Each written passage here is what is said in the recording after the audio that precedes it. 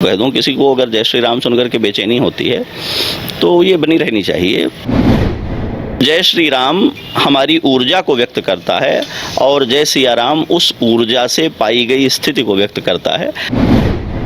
भारतीय संस्कृति बार बार कहती है कि कश्चाहम काचमे शक्ति कह कालः कौव्ययागमो।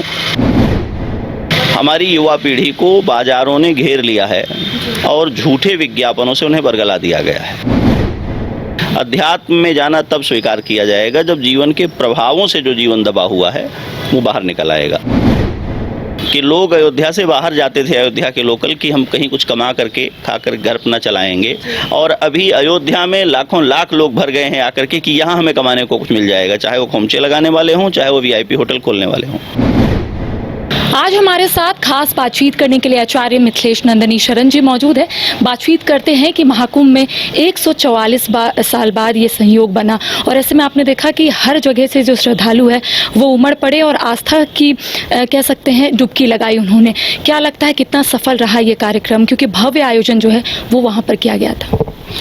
महाकुंभ की सफलता को इस तरह पहचान सकते हैं कि महाकुंभ के विषय में बात करने वाली संस्थाओं ने, व्यक्तियों ने, उसके बारे में समीक्षा करने वाले, उसके आंकड़े इकट्ठा करने वाले सभी संस्थानों ने ये कहा है कि ये अभूतपूर्व है।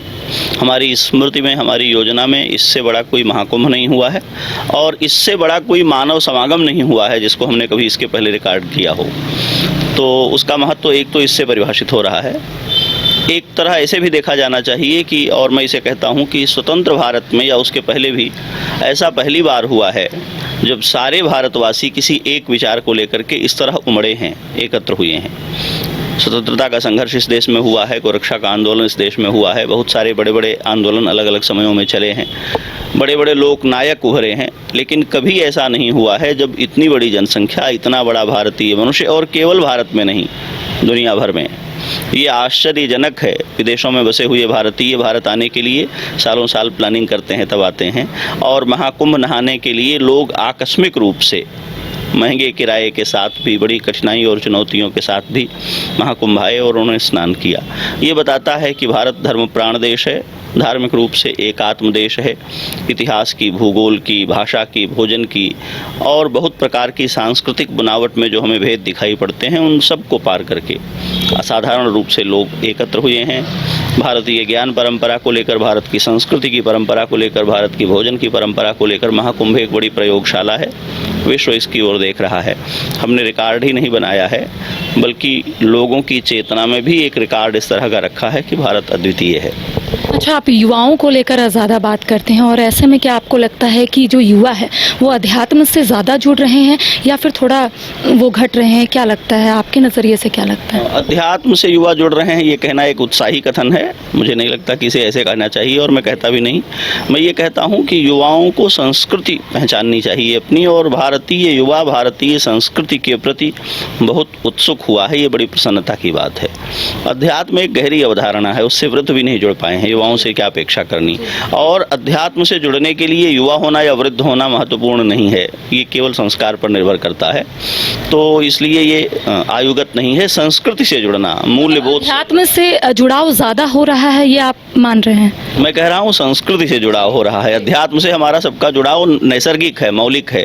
हम शरीर होने के साथ ही आत्मा है। जिस दिन हमारे भीतर आत्मा होने की प्रतीति खत्म हो जाएगी, हम शव की तरह नष्ट कर दिए जाएंगे। तो हम उसी पल आध्यात्मिक हो जाते हैं जब हम कहते हैं हम जीवित हैं, हम आत्मसत्ता से कनेक्ट हैं। अब हम इसे परिभाषित कैसे करते हैं, ये एक हमारी शिक्षा और संस्कार की बात हो सकती है। मुख्य बात है, भारत का युवा भारतीय होने को लेकर के बहुत कुंठित था, शर्मिंदा था।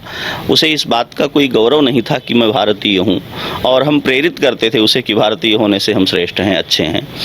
अब भारत का युवा अपने भारतीय होने को सेलिब्रेट कर रहा है, वो इस बात के लिए खुश हो रहा है। भारतीय चिन्हों, भारतीय प्रतीकों के प्रति उसका विश्वास बढ़ा है।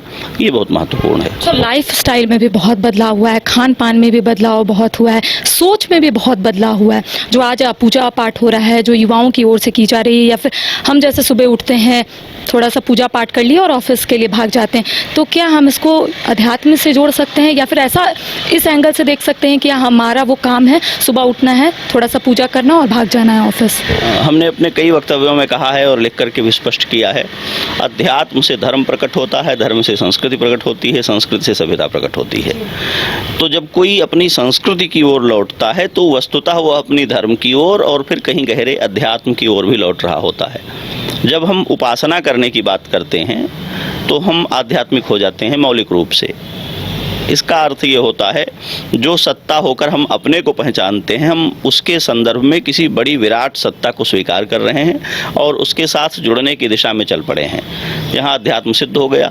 लेकिन इतना भर ही अध्यात्म नहीं है, क्योंकि हम नौकरी की या स्कूल की या ऑफिस की जल्दी भी उसी समय अनुभव कर रहे होते हैं जिस समय पाठ पूजा कर रहे होते हैं। अध्यात्म वो है जिसमें बेचैनी, जिसमें त्वरा, जिसमें प्रभाव, जिसमें दबाव समाप्त हो जाते हैं। तो ये अभी युवा पीढ़ी का समाप्त नहीं हुआ है, लेकिन इन दबावों को मैनेज करने की प्रेरणा उसके भीतर आ गई है। तो जो बौखलाया हुआ ऑफिस के लिए भागता था, वो उसी बौखलाहट में थोड़ी देर किसी के आगे हाथ जोड़कर खड़े होने के लिए भी प्रस्तुत हुआ है। ये हमारी संस्कृति है। ये धीरे धीरे धीरे अपने रूप में फिर से ठीक से आने की बात है, तो इसके लिए हमें प्रसन्न होना चाहिए। लेकिन ये एक लंबी यात्रा है। अध्यात्म में जाना तब स्वीकार किया जाएगा जब जीवन के प्रभावों से जो जीवन दबा हुआ है वो बाहर निकल आएगा स्वभाव में। अच्छा, जय श्री राम से इसकी शुरुआत हुई थी, अब जय सिया राम तक पहुंच गया है। क्या बदलाव आप देख रहे हैं और आने वाले समय में क्या लगता है और बदलाव क्या हो सकता है? जय श्री राम और जय सिया राम में कोई अंतर नहीं है। एक महामंत्र है जिसका संक्षिप्त रूप जय श्री राम है, जिसको विजय मंत्र कहा जाता है। और हम हमेशा विजय के लिए ही नहीं चल रहे होते हैं। कोई एक समय होता है जब हम इसे मुट्ठी बांध करके आगे बढ़ते हैं और कोई समय होता है कि हम इसे हाथ जोड़ करके खड़े होते हैं। तो जय श्री राम हमारी ऊर्जा को व्यक्त करता है और जय सिया राम उस ऊर्जा से पाई गई स्थिति को व्यक्त करता है। दोनों बातें एक साथ देखने की हैं और कोई भी इसमें से ऐसा शब्द नहीं है जिसको लेकर कोई बेचैनी हो। किसी को जो आपका संकेत है मैं उसी को कह दूं, किसी को अगर जय श्री राम सुनकर के बेचैनी होती है तो ये बनी रहनी चाहिए। पुलिस जब चलती है हुटर बजाते हुए तो कुछ लोग निश्चिंत होते हैं, सब कुछ ठीक है, पुलिस काम कर रही है, और कुछ लोग जहां होते हैं वहां से भागना शुरू करते हैं कि पुलिस आ रही है। हम जानते हैं एक ही ध्वनि दो तरह से प्रभावित करती है लोगों को, तो ये बने रहना चाहिए समाज में। लेकिन जय श्री राम से जय सिया राम तक पहुंचना बताता है कि हमारी यात्रा जो संघर्ष और तनाव के पलों में थी वो अधिक अनुकूलता की और सफलता के पलों में पहुँच गई है। लेकिन आज हम बातचीत करेंगे ज़्यादातर युवाओं को लेकर। युवाएं जो है आजकल ज़्यादा डिप्रेशन में भी रह रहे हैं, बहुत ज़्यादा छोटी छोटी बातों को लेकर स्ट्रेस भी ले रहे हैं। वैसे युवाओं को क्या करना चाहिए? केवल आत्मसमीक्षा। मैंने अभी जो बात कही थी, मैं लगातार जो युवाओं के साथ संबंध उनमें कहता हूँ मैं संवाद में कि प्रभावों में जीने को छोड़ करके स्वभाव में जीना। हम बाजार गए हैं एक वस्तु खरीदने के लिए, हमें वो वस्तु मिलती है। बाजार का प्रभाव बताता है कि जो आपने चुना था ये कम अच्छी वाली है और इससे ज़्यादा अच्छी वाली जो चीज़ थी वो ये है। और जैसे ही एक युवा उस ओर बढ़ता है उसे पता लगता है कि उसका बजट इसके लिए पर्याप्त नहीं है, और फिर वो अपनी रुचि, अपने अभाव, अपने आसपास की पूरी संरचना, अपने पिता, अपनी पूरी यात्रा सबके प्रति कुंठित हो जाता है। एक सामान्य युवा एक लक्ष्य के लिए चलता है, उसके लिए उसकी क्षमता है, फिर उसे किसी विज्ञापन से बताया जाता है कि नहीं इससे बड़ा वाला लक्ष्य तो ये है, फिर वो उसकी ओर बढ़ जाता है। हम लोग आत्मसमीक्षा नहीं कर रहे हैं। हमारा युवा जो है वो बहुत ऊर्जावान है, बहुत दृष्टि संपन्न है, बहुत परिश्रमी है। इन सब बातों के लिए उसके प्रति बहुत शुभकामनाएं, पर वो अपने होने को ठीक से रियलाइज़ करके नहीं चल रहा है। भारतीय संस्कृति बार बार कहती है कि कश्चाहम काचमे शक्ति कह कालः कौ व्ययागमो। हमें ये जानना चाहिए कि मैं कौन हूँ, मेरी शक्ति क्या है, मैं कितना उड़ सकता हूँ, और तब मुझे अपने लक्ष्य चुनने चाहिए। सही योजनाओं के साथ जो व्यक्ति चल रहा है उसकी असफलताएं या तो नहीं हैं और या न्यूनतम है जिन्हें वो मैनेज कर सकता है। जो गलत योजनाओं के साथ चला है, केवल प्रोत्साहन में चल पड़ा है, उसको संकट आने वाले हैं। हमारी युवा पीढ़ी को बाजारों ने घेर लिया है और झूठे विज्ञापनों से उन्हें बरगला दिया गया है। तो बहुत सारे लोग उस लक्ष्य के लिए चल पड़े हैं जो उनका लक्ष्य नहीं है या जिसके लिए वो तैयार नहीं है। तो एक यूटोपिया सा सबके दिमाग में भर दिया गया है, एक कल्पना लोक भर दिया गया है जहाँ केवल सुख है, दुख नहीं है। और ये जीवन का सबसे बड़ा झूठ है। जीवन सुख और दुख दोनों को मिलाकर रचा गया है। यहाँ कठिनाइयाँ और आसानियाँ दोनों साथ साथ होती हैं, और बाजार लोगों को ठगते हैं और कहते हैं कि ये वाला लगा दीजिए जिससे मच्छर नहीं आते, फिर आप चैन से सो सकते हैं। क्या नींद खराब करने के लिए मच्छर अकेले जिम्मेदार हैं?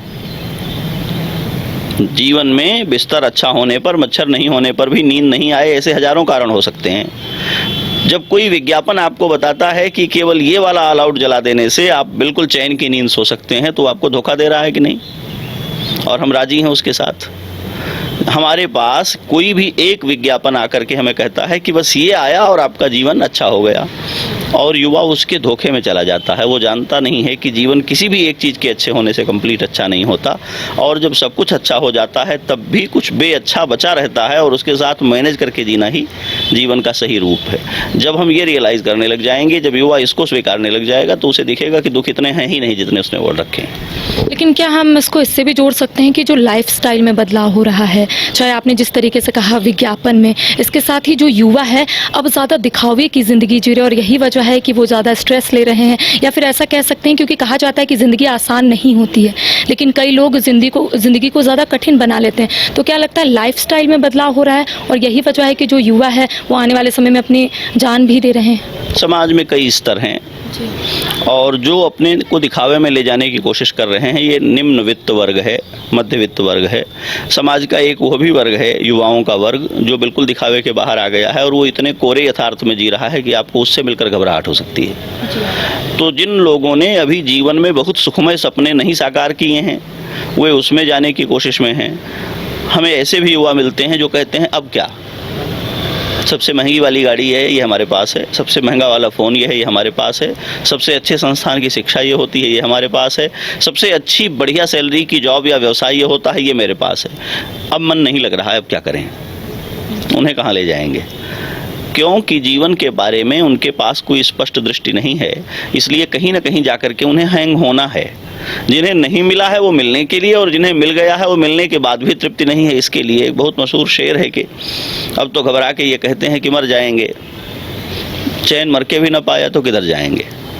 तो हम जिस लक्ष्य के लिए चले हैं, हमें लगता है यहाँ पहुँचेंगे तो सब ठीक हो जाएगा, और वहाँ पहुँचने पर अगर सब ठीक नहीं हुआ तो कहाँ जाएंगे? तो कहीं पहुंचकर सब कुछ ठीक नहीं होता, कुछ ठीक कुछ बेठीक के बीच हमें जीने का एक तरीका विकसित करना पड़ता है। ये बात समझनी होगी, और युवा इसको समझ रहा है। लाइफस्टाइल की बात जहाँ तक है, ये अलग अलग स्तरों पर अलग अलग है। लाइफस्टाइल ठीक करने की दिशा में जब हम जाते हैं तो हमें ये सोचना चाहिए कि ये किसी के सिखाए ठीक कर रहे हैं या हमें कोई समझ पैदा हुई है। अभी बहुत बड़ी संख्या में समाज में इन्फ्लुएंसर्स हुए हैं। पहले ये शब्द नहीं था, इधर कुछ दिनों में एक दशक में चल पड़ा है सोशल इन्फ्लुएंसर। तो ये जो इन्फ्लुएंस करने वाले हैं, आपको पता है इन्फ्लुएंजा एक बीमारी है, इसका संबंध संक्रमण से है। हम एक तरह का जीवन जी रहे हैं, एक दूसरे प्रभावशाली व्यक्ति ने हमारे जीवन में अपने जीवन का संक्रमण करा दिया। हमें अच्छा लगा, हम उसकी तरह जीना चाहते हैं। हमारे जीवन के लिए वो सूटेबल नहीं है जो उसके जीवन के लिए है, पर हम उसके प्रभाव में जी रहे हैं इसको। ये नुकसान है, ये कोई लाइफस्टाइल की अच्छाई नहीं है। कोई भी बदलाव जीवन का तभी सार्थक बदलाव है जब अपने जीवन का, अपने लक्ष्यों का ठीक ठीक आकलन किया गया हो और तब उसको अप्लाई किया गया हो। लेकिन जो लाइफस्टाइल में चेंज आ रहे हैं वो एक अच्छा संकेत हैं। इसका अर्थ है कि हमारा युवा जगा हुआ है, वो अपने को बदलने और ठीक दिशा में ले जाने के लिए हाथ पांव मार रहा है, और ये एक अच्छा संकेत है। मैं शुभकामना करता हूँ कि वो ठीक दिशा में चलें। एक आखिरी सवाल रहेगा, क्योंकि अयोध्या में जब रामलला की प्राण प्रतिष्ठा चल रही थी, कई श्रद्धालु पहुंचे थे, और अब लगातार वहां पर श्रद्धालुओं का आने जाने का जो सिलसिला है वो तेज हो गया। तो क्या लगता है राजस्व का कितना फ़ायदा वहां पर हो रहा है, और आप क्योंकि वहां पर जाते भी रहते हैं, तो आप वहां पर अब क्या बदलाव देख रहे हैं? राजस्व को देखना है तो मैं ये बता दूं कि अयोध्या की कोई फ़्लाइट खाली नहीं जाती, भीड़ भरी जाती है, और 450 किलोमीटर के भीतर 5 एयरपोर्ट बने हुए हैं। वो अयोध्या जिसके लिए एक भी अच्छी ट्रेन नहीं थी, उस स्टेशन पर आप चले जाएंगे तो आपके लिए रियलाइज़ करना कठिन होगा कि आप पूर्वांचल के किसी क्षेत्र में किसी रेलवे स्टेशन पर खड़े हैं। और जितनी भीड़ के लिए हम एक वर्ष प्रतीक्षा करते थे कि सावन आएगा या रामनवमी आएगी तब भीड़ होगी, उतनी भीड़ अयोध्या में प्रतिदिन है। अभी मैंने लिखा है कि लोग अयोध्या से बाहर जाते थे, अयोध्या के लोकल, कि हम कहीं कुछ कमा करके खा कर घर अपना चलाएंगे, और अभी अयोध्या में लाखों लाख लोग भर गए हैं आकर के कि यहाँ हमें कमाने को कुछ मिल जाएगा, चाहे वो खोमचे लगाने वाले हों, चाहे वो VIP होटल खोलने वाले हों। अभी मैंने लिखा है कि धर्म के दरवाजे पर बाजार झोलियाँ फैलाए खड़ा है। जो पानी पूरी का ठेला लेकर घूमते हैं उन लोगों से लेकर के जो दुनिया के सबसे अच्छे रेस्टोरेंट कहलाते हैं उन तक, चाहे वो रेडिसन ब्लू हो, चाहे वो ताज की योजना हो, चाहे वो दूसरे बड़े रेस्टोरेंट हों, उडुपी गोवा, ये वो अयोध्या की सड़कों पर सब दिखाई पड़ेंगे। तो बेहिसाब राजस्व बढ़ा है, लेकिन ये अयोध्या का मूल्यांकन नहीं है, ये उसका बाई प्रोडक्ट है। अयोध्या जैसे एक नगर को, जो हमारी आध्यात्मिक, सांस्कृतिक, धार्मिक पूरी दृष्टि का केंद्र है, उसके लाभ को केवल पैसे में परिभाषित करना उसका अवमूल्यन है। ज़्यादा बड़ी बात यह है कि इससे सोए हुए भारत की अस्मिता, उसकी धार्मिकता, उसकी आस्था जो है वो विकसित हुई है। राजस्व आएगा तो लोक के हित में खर्च होगा। अयोध्या उसका सबसे बड़ा प्रमाण है, जहाँ श्री राम ने अपने राजस्व को लोक के हित में लुटाया है। अयोध्या इस बात का प्रमाण है कि एक निष्किंचन ब्रह्मचारी को जहाँ 14 करोड़ स्वर्ण मुद्राएं अपने गुरु को देने पर मांगने से मिल गई थी। तो अयोध्या की समृद्धि लोक की समृद्धि का प्रमाण बनेगी। एक बात और, धर्म को लायबिलिटी मानकर जीने वाली जो पीढ़ियां हमारी थीं, कम से कम अब वो ये जान गई हैं कि धर्म पोषक है। वो हमसे केवल चंदा नहीं मांगता है, बल्कि अभावग्रस्त लोगों को पोषण दे सकता है और बाजारों को धनाढ़ बना सकता है, समृद्ध बना सकता है। अयोध्या इसका उदाहरण बन गई है। महाराज जी बहुत बहुत धन्यवाद अपना बहुमूल्य समय हमें देने के लिए। आपने चर्चा की और ये बातें लोगों तक पहुँचे, उनकी समझ में आए। तो देखिए इस वक्त हमारे साथ आचार्य जी मौजूद थे, जिनका स्पष्ट तौर पे कहना है कि आजकल के जो युवा है वो लाइफस्टाइल कहीं ना कहीं, हम लगातार ये भी कहते हुए नजर आते हैं कि जो युवा है वो लाइफस्टाइल में कहीं ना कहीं बहुत बदलाव करते हुए नजर आ रहे हैं। साथ ही साथ अगर अध्यात्म की बात करेंगे या फिर अन्य चीज़ों की बात करेंगे, इसको लेकर आज हमने आचार्य जी से बातचीत की। इन्होंने क्या कुछ कहा आपने सुना। फिलहाल हमें दे इजाज़त, नमस्कार।